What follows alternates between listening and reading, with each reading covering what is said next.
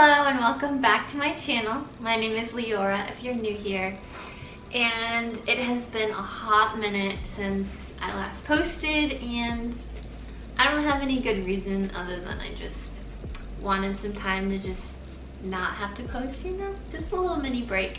And I never tell you guys when I'm posting, like I don't have a set time and day, just because I don't ever want you to kind of be let down if I ever feel like I don't want to post one week. So I just kind of post when I'm feeling inspired.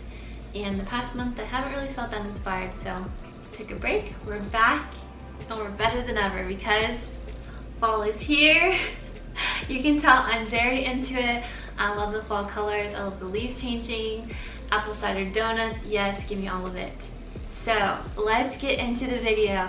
A while ago, I asked you guys on Instagram what you wanted to know about me. My friend at the Pharma Dental, she tagged me in one of her videos a while ago now, and so I'm finally making it, so welcome. These questions are in no particular order, just kind of how they were sent to me, so I will start with the first one. Where do you want to end up long term, Boston or back south? Now, for those of you who don't know, I am originally from Florida, Southwest to be exact.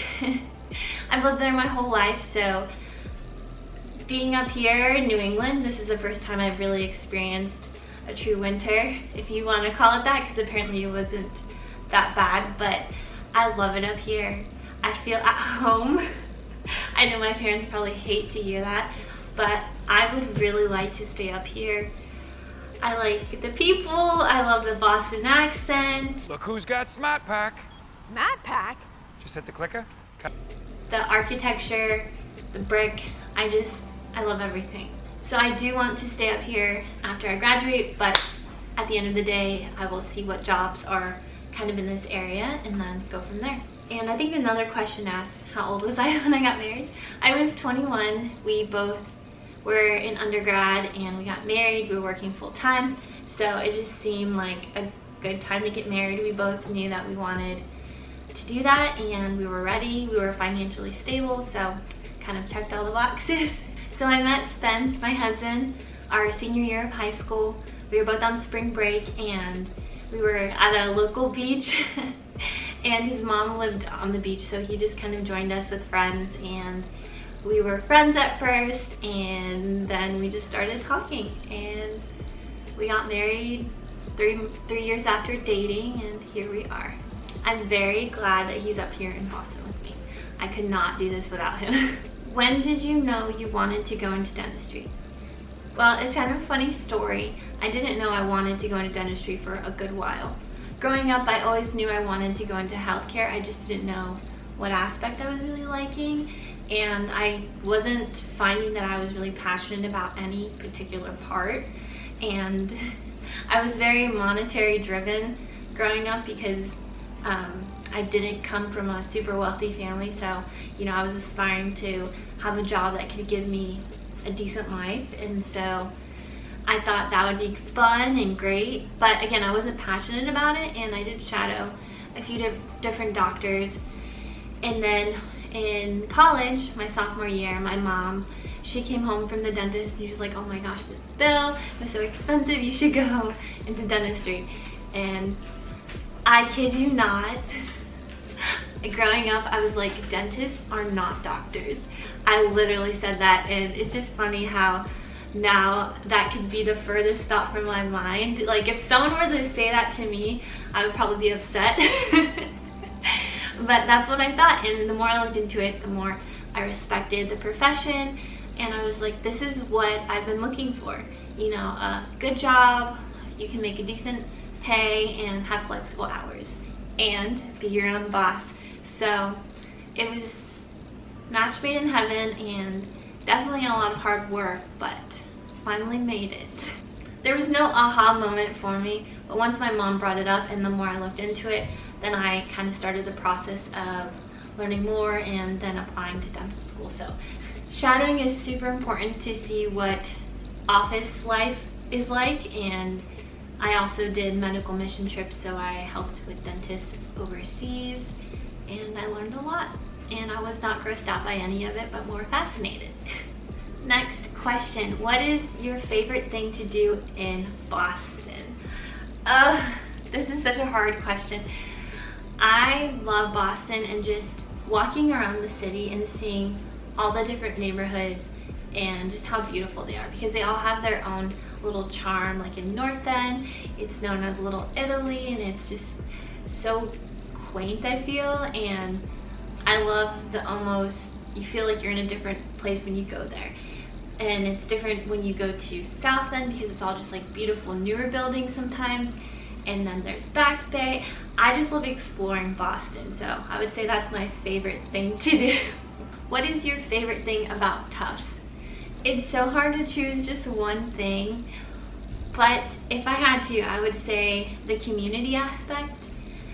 Some people don't like that our class size is about 200, but if there weren't that many people, I wouldn't have found so many good, awesome people that I consider like my really close friends. I have a good group of friends that we hang out with pretty regularly, and if the class size is only 50, it's hard to say that I would be able to have that same close-knit group, you know, with the smaller size. I'm glad that Tufts has these large class sizes because you kind of have these mini communities inside each class, as well as you can connect with other classes with certain things, like with the clubs and whatnot. So even with the big number, Tufts still makes it feel very special, and there's ways to join things and make it feel like it's not so big. Who do you look up to, and what motivates you to work hard? I would say I don't look up to one person, but for different aspects of my life, I would say there are certain people. And as far as school-wise, who do I look up to? Honestly, some of my friends or my classmates who I know just are killing it in school and just doing such a great job. You know, I look up to them because can't relate. Like, yes, I'm passing my classes and doing good right now, but there's definitely some classmates who are just so helpful and get high A's on many, many things, and I look up to them. You know, they are definitely an inspiration for me. I'm never going to be someone who's like, I can't believe I got such a high grade, like that's messed up. No, these people work hard and I'm proud of them and I look up to them. That's awesome, especially because I know that if I ever feel like I'm struggling with anything and I can't turn to a professor or a TA, you know, there are classmates who are super helpful and I can turn to them. I would say another area where I have someone / a few people I look up to is in the fitness area. I have been recently going to the gym a lot more and just trying to gain as much muscle as I can and become a strong woman. So I do follow some Insta accounts that I really love, and I'll link them here if you want to check them out. I wanted to make sure that I got the Instagram handles correct, so _Brittany Lupton. She's one of my favorite people. I love her workouts, and she's a mom and she's killing it, and I think she's affiliated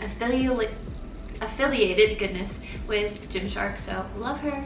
And another person that I absolutely love and they inspire me so much is Brooklyn Hill Fit, and I just love her workouts. I think she has an awesome body. Hashtag goals. But I just think that her positivity is great, and she's a fitness coach, and just love everything about her. One final area that I would say I look up to someone is just in general. I look up to my mom, and cue the Oz. She is one of the most hardworking people I know. I'm sure it's cliche to say, but she is a superhero. She does so many things, and she still manages to have time to talk to me and be an awesome mom, and I love her so much. So she's definitely someone I look up to. And the last part of that question was what motivates me, and I would say my grandparents motivate me. Like, I've always wanted to make enough money so that I could take care of them because I really love them, and they did take care of me a little bit growing up. What also motivates me is wanting to provide a life for my dog. Rascal, giving him the best life possible. No, but seriously, I always want the things that I maybe never got to experience growing up. I want to be able to provide for my future children and just have a good life, you know? Isn't that the dream? Okay, this next question is about my childhood. I guess they just want me to talk about how I grew up, which I'm perfectly happy talking about. So my mom had me when she was 17, and my dad, I call him my real dad, he was 21, and I think they were married around that time or married shortly after, and they were divorced when I was 2. So I've only ever known my parents as being divorced, but they both got remarried when I was growing up. So I've always known them as being separate and having 2 separate families. So I mainly lived with my mom and my stepdad, and they had my 2 brothers, and then on my dad's side they had 2 girls, my sisters. So I had more siblings from each side, and there was a big age gap, I think like 10 plus years. So I was pretty much an only child for a really long time. So you can probably tell I have those characteristics. We weren't the wealthiest family, nor were we the poorest family. I would say maybe like lower middle class. I really don't know how to quantify that, but my mom and my stepdad, they did an amazing job raising me. I definitely didn't get everything I wanted, but I don't think any child should, to be honest. I did have to work for a lot of things. I paid for my first car all by myself. So that was pretty much my childhood. I did have to start working when I was in college. I did have a full ride, but I needed some extra spending money, so I had a job so that I could do fun things and go out with friends. And yeah, so I started working in undergrad, and I was a very hard worker, and sometimes I would prioritize making money over studying, and so that is where my grades started to falter a bit. But did my master's, we're here, and I think that's a very quick way to summarize my childhood, I hope.